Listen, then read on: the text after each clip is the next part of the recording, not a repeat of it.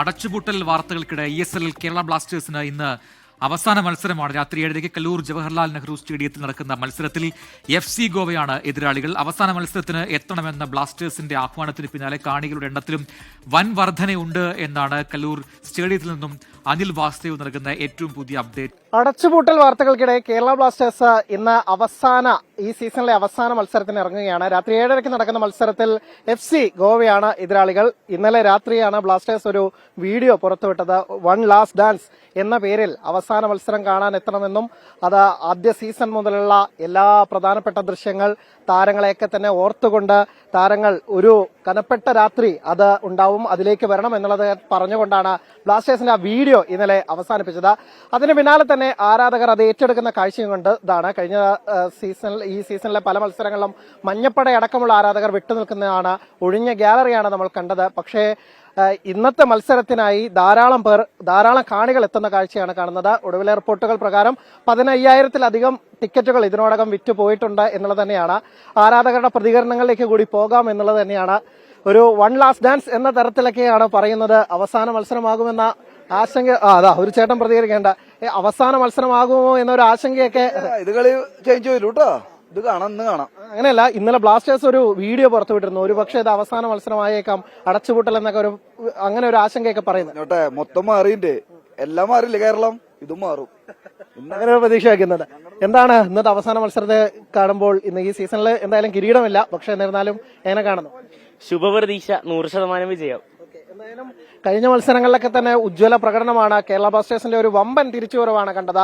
സീസണിലെ ആദ്യ മത്സരങ്ങളിലൊന്നും ജയിക്കാതിരുന്ന കേരള ബ്ലാസ്റ്റേഴ്സ് അവസാനം ഒരു മത്സരം തോറ്റിട്ട് കുറെ കാലമായി എന്ന് പറയേണ്ടിയിരിക്കുന്നു. നിലവിൽ 14 പോയിന്റുമായി 8ാം സ്ഥാനത്താണ്. ഇന്നത്തെ മത്സരം ജയിച്ചാൽ ഒരു മുകളിലേക്ക് പോകുകയൊന്നുമില്ല, പക്ഷേ റെലഗേഷൻ ഒഴിവാക്കിയതൊക്കെ തന്നെ കേരള ബ്ലാസ്റ്റേഴ്സിനെ സംബന്ധിച്ചിടത്തോളം പ്രതീക്ഷയാണ്. കുറച്ചാറ് എന്താണ് ഇന്നത്തെ പ്രതീക്ഷകൾ?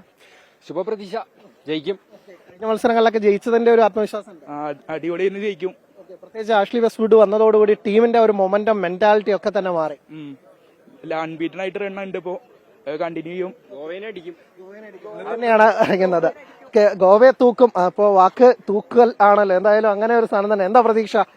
ഒന്നുമില്ല, ജയിക്കുന്ന പ്രതീക്ഷ. ബ്ലാസ്റ്റേഴ്സ് അടച്ചുപൂട്ടുക എന്നൊക്കെ പറഞ്ഞ കഴിഞ്ഞ ദിവസങ്ങളിലൊക്കെ ചില വാർത്തകൾ വരുന്ന ആശങ്ക ഉണ്ടാക്കുന്നുണ്ട്. അതായത് നമ്മുടെ ഒരു പ്രിയപ്പെട്ട ക്ലബ്ബാണ്, അതിങ്ങനെ ഇല്ലാതായി പോകുന്നത് ഒരു ചിന്തിക്കാൻ പറ്റുന്നതാണ്. അല്ല, അത് ബ്ലാസ്റ്റേഴ്സ് പൂട്ടുക എന്ന് പറഞ്ഞാൽ ISL ഉള്ളതിനെ ബ്ലാസ്റ്റേഴ്സ് ഭാഗമാണ്.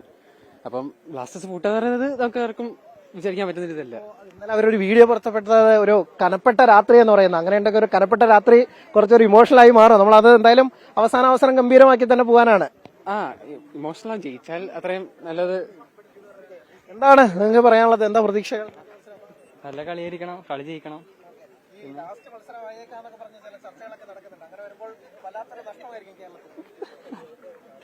കേരളത്തിന് നമ്മൾ പ്രതീക്ഷിക്കുന്ന നല്ലൊരു മാച്ചാണ്.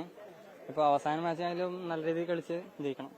ഈ പറഞ്ഞതുപോലെ തന്നെയാണ്. എന്തായാലും വലിയ ഒരു പ്രതീക്ഷയോടുകൂടിയാണ് കേരള ബ്ലാസ്റ്റേഴ്സ് എത്തുന്നത്. ഈ സീസണിലും കപ്പടിക്കലും കലിപ്പടക്കലും ഒന്നുമില്ല. എന്നിരുന്നാൽ പോലും കഴിഞ്ഞ മത്സരങ്ങളിലെ ടീം ഈ തോൽവി അറിയാതെ കുതിക്കുന്നതൊക്കെ തന്നെ വലിയ പ്രതീക്ഷയാണ്. പ്രത്യേകിച്ച് ആഷ്ലി വെസ്റ്റ്വുഡ് വന്നതോടുകൂടി ടീമിന്റെ ആ മെന്റാലിറ്റി ആകെ മാറി. തുടർച്ചയായി ജയിക്കുന്നു അല്ലെങ്കിൽ തോൽവി അറിയാതെ കുതിക്കുന്നു എന്നുള്ളത് തന്നെയാണ്.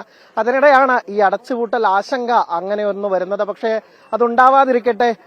എന്തായാലും ഒരു അടുത്ത സീസണിൽ ഇന്ത്യൻ ഫുട്ബോളിന്റെ ഈ പ്രശ്നങ്ങളൊക്കെ തന്നെ മാറുകയും ISLും അതുപോലെ തന്നെ കേരള ബ്ലാസ്റ്റേഴ്സിന്റെയും ഒരു പുത്തൻ തിരിച്ചുവരവും നമുക്ക് പ്രതീക്ഷിക്കാം എന്നുള്ളത് തന്നെയാണ്. കല്ലൂർ ജവഹർലാൽ നെഹ്റു സ്റ്റേഡിയത്തിൽ നിന്ന് ബാഹിൻ ജാഫറിനൊപ്പം അനിൽ വാസുദേവ്, 24.